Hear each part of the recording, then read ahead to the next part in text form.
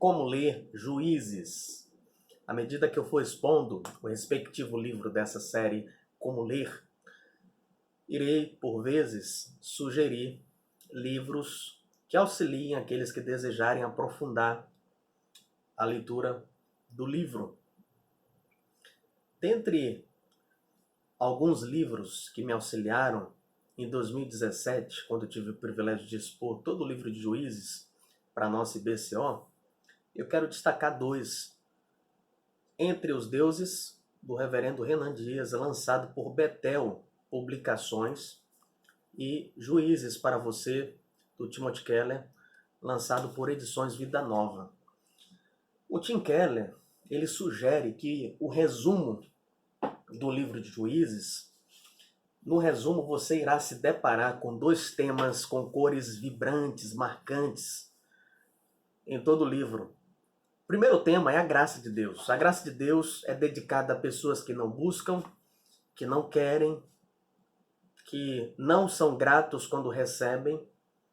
E o segundo tema é a necessidade que nós temos de um Salvador perfeito, que, apesar de Deus proporcionar perdão, libertação, providenciar por vezes bons líderes, nada ajuda o povo a superar a tendência de rebelião, egoísmo. Então, em todo o livro de Juízes, você tem a repetição: cada um fazia o que era certo aos seus próprios olhos, e deixa muito claro que nem tudo que é certo aos nossos próprios olhos está certo aos olhos de Deus. Logo,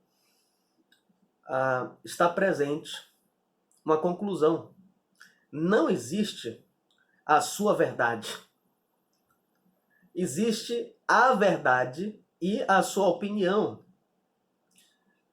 E por mais que a pessoa tente se auto-justificar, dizendo, esse é o meu jeito de ser, Juízes está pressionando com a ligação bíblica, com o restante de toda a Bíblia, que nós não somos chamados para sermos segundo nós mesmos, mas segundo Cristo. E que por mais que exista a tendência no ser humano de querer tomar o Cristo e torná-lo do seu jeito, para que a pessoa se sinta uma espécie de Deus, não existe como você mudar a realidade de quem Cristo é. É por isso que Charles Spurgeon, ele fala que a graça que não transforma a sua vida não pode salvar a sua alma. E isso é um tema muito presente. Juízes quebra as nossas justificativas e as nossas tendências de querermos criar um Deus segundo a nossa própria imagem e semelhança. Então Deus nos aceita como nós somos, mas Ele não deixa que a gente continue sendo os mesmos. E Ele nos aceita não com base em quem nós somos, mas com base em quem Cristo é. Logo, o tema autoridade é muito presente em Juízes. O princípio de autoridade, ou seja, a autoridade sadia é essencial na condução do povo. A importância da liderança, a importância da submissão à liderança. A gente poderia resumir todo o livro de Juízes de uma forma que auxilie na sua leitura em 4 sentenças. Primeiro, o povo reage com o pecado à bênção de Deus, ou seja, Deus abençoa o povo e o povo responde pecando. Deus ele abençoa, libertando o povo da escravidão do Egito, guiando no deserto, abrindo o rio Jordão, dando vitória ao povo. Mas, por mais que Deus venha advertindo continuamente o seu povo, dizendo, por meio de Josué, na leitura passada que nós fizemos do livro de Josué, Josué diz, não se misturem, nem sequer mencionem o nome desses deuses, não sirvam, não adorem, não se apeguem a eles, mas apeguem-se firmemente ao Senhor, dediquem-se com empenho a amar o Senhor seu Deus. Mas como é que o povo responde a essas advertências? Todavia o povo peca. Juízes 3, versículos 5 a 6 diz: assim, os israelitas viveram entre os cananeus, os hititas, amorreus, fariseus, heveus, jebuseus, casaram-se com as filhas deles e deram suas filhas em casamento aos filhos deles, serviram aos deuses deles. E logo no capítulo 1 de Juízes, você vai vendo o Senhor convocando a tribo de Judá para começar a possuir a terra, os terrenos que ainda faltavam para eles estabelecerem como seus e dominarem.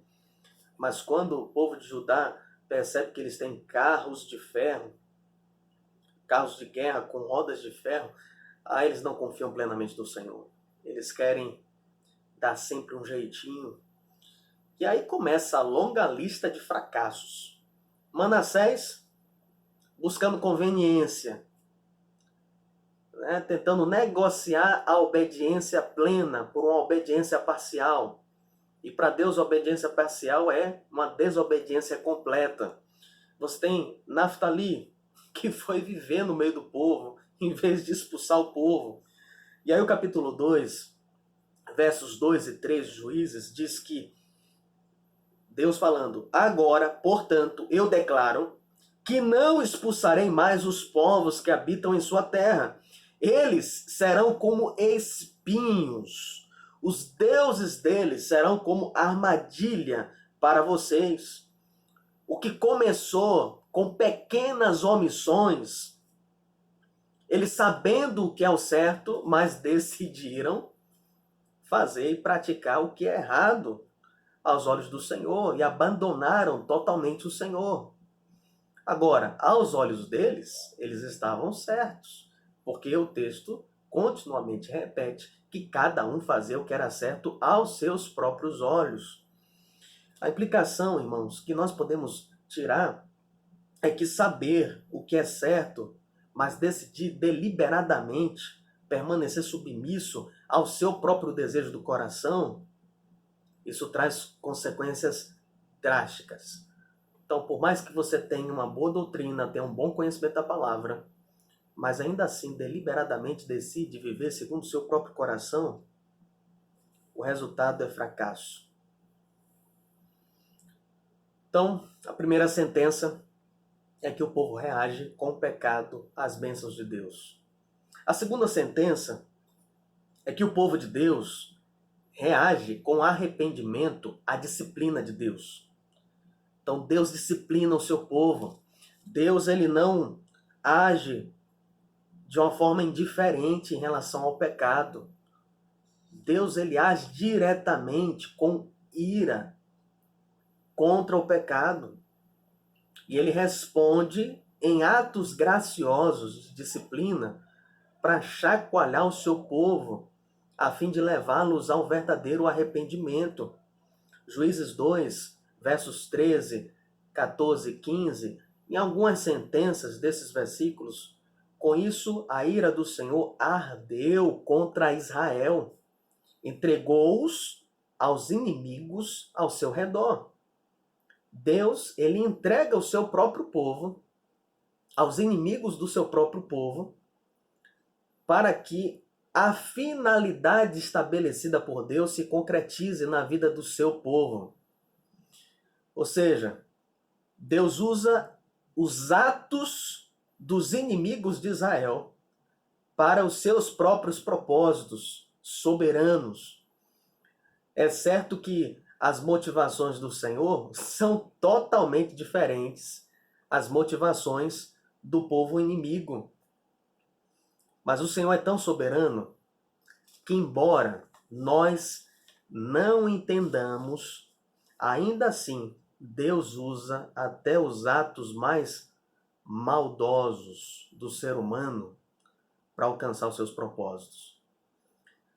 Deus, sim, é totalmente autônomo, independente. ele não deve nenhum tipo de justificativa para qualquer pessoa. Ele faz o que ele quer, quando quer, da forma que quer. Considere o que acontece quando Deus disciplina o seu povo. O que é que acontece? Eles se arrependem. O povo se arrepende. Você tem no capítulo 10, dos versos 10 ao 16, e eu vou separar alguns trechos, eles pediram socorro. E Deus diz: acaso eu não livrei vocês dos egípcios, dos amorreus, dos amonitas, dos filisteus, sidônios, amalequitas, maronitas? Ah, mas aí vocês responderam a mim se entregando aos deuses deles. Tudo bem, agora vocês pedem socorro. Vão agora e clamem aos deuses deles, os deuses que vocês escolheram, que eles então os livrem agora, nesse momento de angústia que vocês estão passando. Mas os israelitas rapidamente se desfizeram dos deuses estrangeiros e serviram ao Senhor. E Deus teve compaixão deles. E aí começa então esse ciclo que se repete por vezes no livro de Juízes. O ciclo começa Deus então abençoando o povo, aí o povo responde com pecado, então Deus vai lá e disciplina o povo se arrepende, Deus providencia um juiz. Enquanto esse juiz está vivo, o povo é submisso aos padrões de Deus, o povo experimenta um certo descanso, mas quando o juiz morre, o povo se rebela de novo. A bênção que Deus havia concedido em levantar um juiz. A implicação que nós podemos tirar é que a pessoa sábia é aquela que sabe que não sabe de nada, que precisa saber com quem sabe. O homem e a mulher sábia, o homem sábio, ele diante dos momentos de provações, de desafios, ele vai usar esse momento de angústia, de aflição, como uma oportunidade para fazer um balanço da sua vida. Essa fase tão caótica, complexa de pandemia que nós estamos enfrentando, é uma oportunidade para eu e você fazermos juntos um balanço da nossa vida, um balanço do nosso culto ao Senhor. Como é que estava sendo a liturgia do nosso culto? Será que agradava a Deus ou estava sendo certa apenas aos nossos próprios olhos? As músicas que cantamos, as orações que nós fazemos, a nossa prática de testemunho público, como é que estava sendo? A nossa vida privada dentro de casa, com o nosso cônjuge, com os nossos filhos, qual estava sendo a nossa postura? Então, é importante a gente fazer um balanço da nossa vida. Será que a gente precisa hoje, agora, se arrepender de não fazer aquilo que o Senhor mandou a gente fazer? E a gente está num marasmo, a gente sabe que é importante ler a palavra, mas se entrega ao marasmo e não faz isso? Nós temos que tomar cuidados devidos e humildemente nos voltarmos e falar: Senhor, nos perdoa, Pai. Nos perdoa porque eu estava procurando viver um evangelho apenas que apoie aquilo que eu estava querendo viver. É por isso que eu lembro da frase do Martinho Lutero: não o que tu queres, mas o que é posto por Deus contra a tua escolha. O Deus soberano a quem servirmos, nós temos então que ter essa consciência que o Deus a quem nós prestamos serviço é o Deus soberano, que tem autoridade para contrariar as nossas decisões e os nossos desejos. Irmãos, todas as outras religiões do planeta tentam explicar como é que você pode agir, ou o que é que você tem que fazer para ficar bem com a divindade. O Evangelho vai dizer que a gente já fracassou nisso, que não tem como nós, pelos nossos méritos, esforço, o retoque moral, O Evangelho não é um conjunto de bons conselhos para você ter uma vida bonitinha. O Evangelho é a declaração que todos pecaram e carecem da glória de Deus. Nós precisamos, então, de libertação. O povo do Senhor hoje, assim como na época de Juízes, responde com arrependimento à disciplina. Você pode dizer assim, olha, eu acho que não. Eu acho que não é todo mundo que responde com arrependimento, não. Tem muitas pessoas aí que Deus está punindo, Deus está usando situações difíceis, mas não se arrependem. Mas preste atenção. O povo de Deus vai responder com arrependimento. Jesus declarou, as minhas ovelhas ouvem a minha voz, elas me conhecem e elas me seguem. É por isso que essa fase caótica, ela vai esclarecer de alguma forma, apesar de que parcialmente, porque a igreja tem limitações no seu julgamento humano, mas começa então esse processo de separação parcial do joio do trigo. Então, esse contexto todo, o ato de disciplina do Senhor e a postura de arrependimento vai provar quem é parte verdadeiramente do povo de Deus, quem realmente se converteu. Terceira sentença é que Deus liberta o povo temporariamente por intermédio de juízes imperfeitos.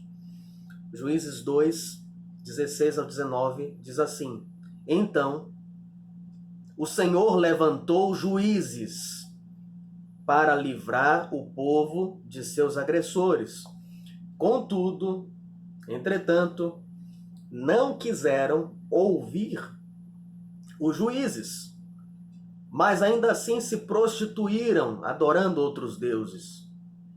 Sempre, preste atenção nisso, sempre que o Senhor levantava um juiz sobre os israelitas, o Senhor estava com eles e livrava o povo de seus inimigos enquanto o juiz vivia. Enquanto o juiz vivia.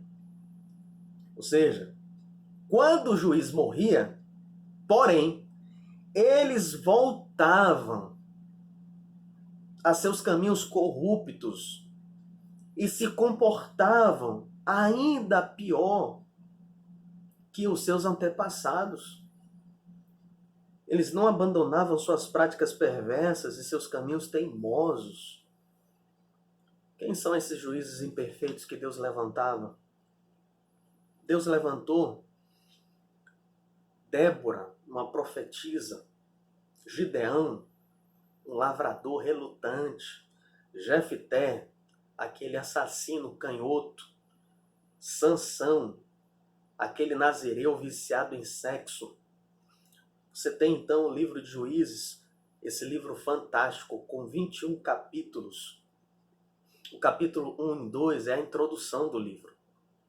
O capítulo 3 até o 16 é o relato dos 12 juízes. E o capítulo 17 ao 21 é o declínio. Nem ciclo tem mais. Porque a geração que conviveu com Josué morre, a nova geração não se arrepende, é totalmente acomodada. E você percebe no texto que eu li, que sempre uma geração vai sendo pior do que a outra. Nós temos os juízes menores, não são menores em termos de importância, mas de relato, de registro no livro. Otoniel, Eude, Sagar, Tolá, Jair, Ibsan, Elon, Abdon. E Deus vai libertando por meio desses homens, temporariamente, o seu povo. Deus usa apenas para uma libertação parcial, porque cada um desses liberta apenas uma parte da nação. Parece que alguns deles são contemporâneos, como Jefté, que está julgando no Oriente, ao passo que Sansão está no sudoeste do país. Portanto, o que é que isso nos ensina? É que os juízes, embora fiéis, outros mais ou menos fiéis, são úteis nas mãos de Deus, eles não eram suficientes em si mesmos. As implicações que a gente pode tirar é que toda boa dádiva do Senhor para a nossa vida não pode substituir Deus. E essas boas dádivas não podem responder aos problemas mais profundos do nosso coração. Ou seja, todos os instrumentos de boas dádivas que Deus usa para nos abençoar são imperfeitos. Um hino, alguém que escreveu aquele hino, aquela música que nos acalenta, nos encoraja, um pregador que nos abençoa por sua instrumentalidade, a própria igreja, eles têm a sua utilidade na nossa vida, mas nada disso substitui Deus na nossa vida. É por isso que a gente tem que louvar a Deus por esses instrumentos que Deus usa, mas não confundir. Apenas Deus é suficiente, apenas Ele. Agora preste atenção, se você ficar viciado até a igreja, até a pessoa, a figura do pastor, de um líder da igreja, de uma canção, um momento de louvor, ai que saudade dos cânticos da nossa igreja. Se eles foram, durante todo esse tempo, apenas anestésicos para aliviar a dor, uma espécie de energético para tentar nos estimular, tudo isso agora vai caindo por terra, porque a gente vai percebendo que a vida cristã estava sendo vivida a reboque dessas boas dádivas. Aprenda a ter um relacionamento vivo e pessoal com o Senhor. Essa fase está mostrando a necessidade disso. Irmãos, tem cristãos que são viciados, escravos de estímulos externos. Ou seja, só lê a Bíblia se alguém ficar no pé. Só tem uma vida de oração se alguém ficar no pé estimulando o tempo todo. E quando não está lendo, a pessoa se queixa que é por falta daquele estímulo que não teve. Ah, eu não recebi a visita. Ah, eu não tive ninguém que se preocupasse comigo. Não seja alguém que inverte a ordem, usando essas boas dádivas como substitutos do próprio Deus. Tenha um relacionamento vivo e pessoal com Deus. Eu, como pastor, a liderança espiritual que tem gravado os vídeos, a igreja, nós somos instrumentos imperfeitos para encorajar, para equipar a igreja para exercer o seu ministério. Mas nós não podemos jamais ser substitutos da sua experiência com o Senhor. E a sua experiência com o Senhor só é viva e real se ela levar você, consequentemente, a abençoar a igreja, dando um retorno real e verdadeiro.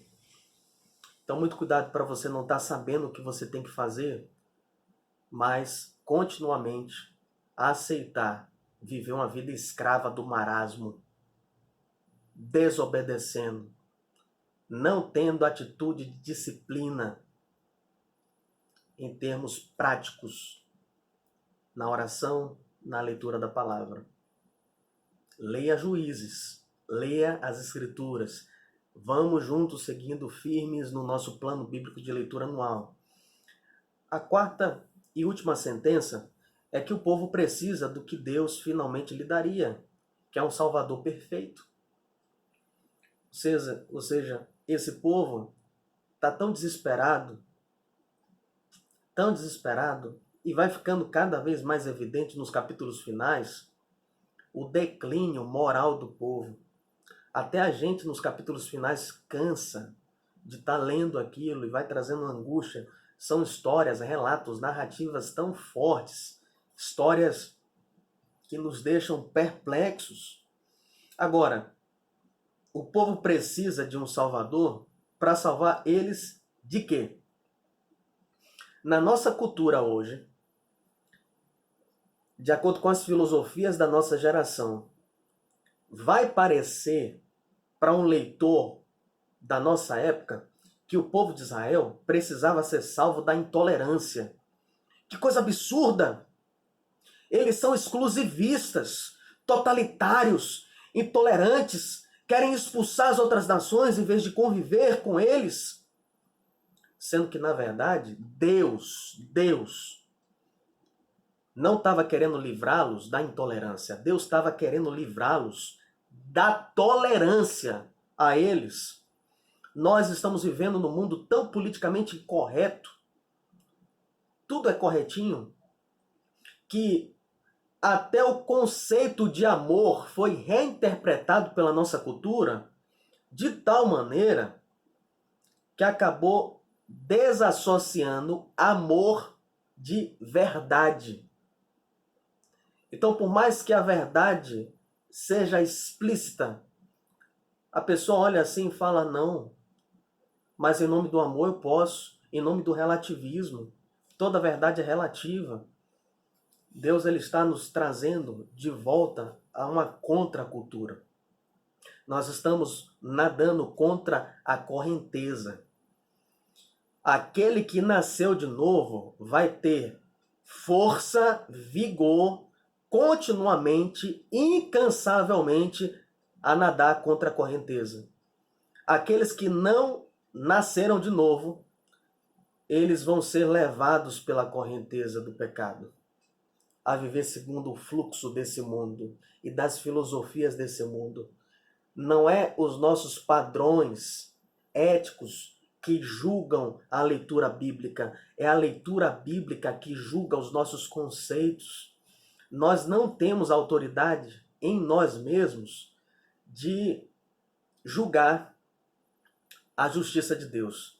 Não sei se Deus foi justo aqui não. Qual o parâmetro que você está usando para julgar a justiça de Deus? Sendo que Ele é o padrão último. Por isso, então, irmãos, que o povo de Israel começou a se tornar semelhantes ao povo, aos povos e aos deuses que eles adoravam. É um processo de cananeolização. Eles ficaram parecidos com os cananeus. O povo de Deus entrou na terra prometida e conquistou a terra prometida, porém foi a terra prometida com os falsos deuses e povos, por causa da desobediência, que acabou conquistando o próprio povo de Deus. Por isso que nós temos que entender que todo sofrimento que a gente tem sido acometido, ele tem acontecido para redirecionar nossa esperança para a pátria celestial. E não mais estamos vivendo segundo os padrões desse mundo. A nossa casa não é aqui.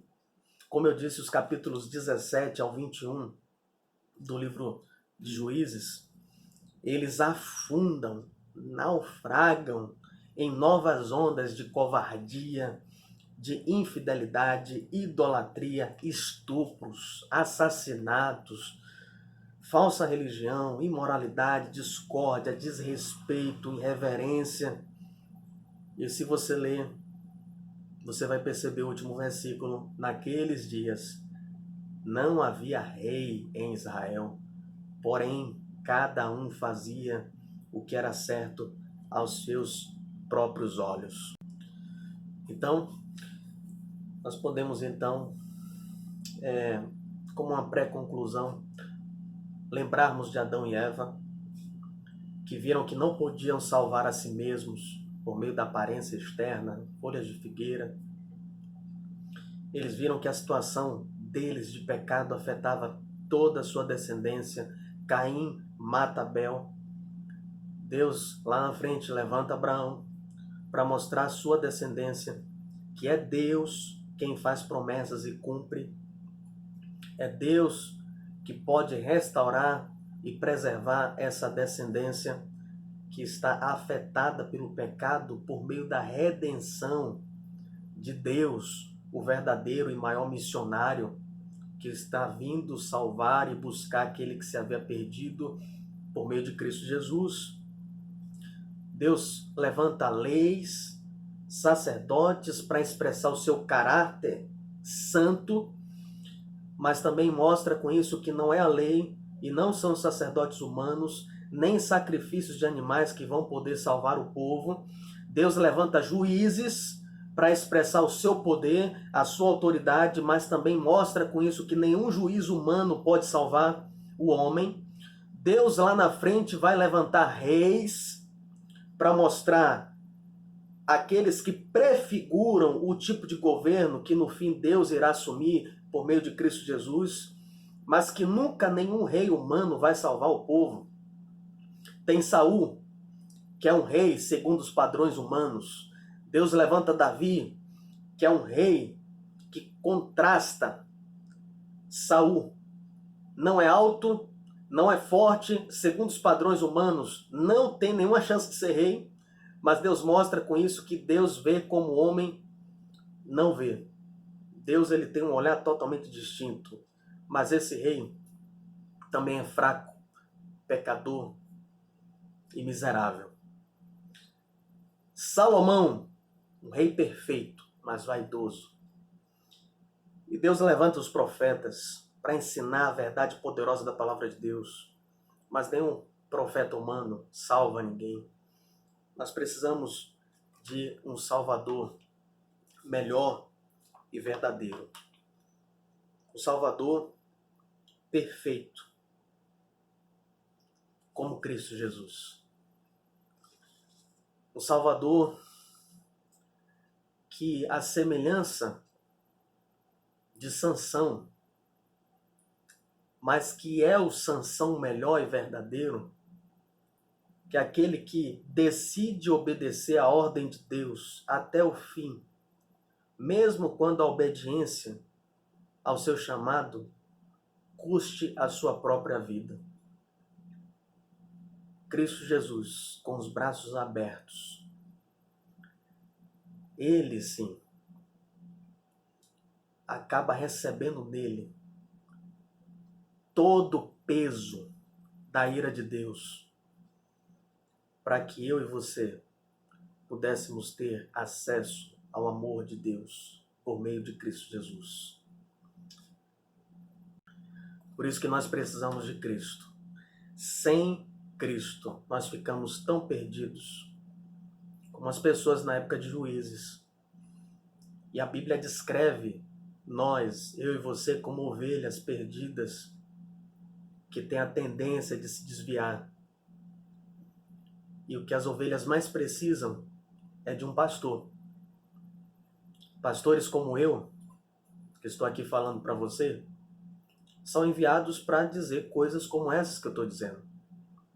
Todavia, o pastor supremo é Cristo Jesus.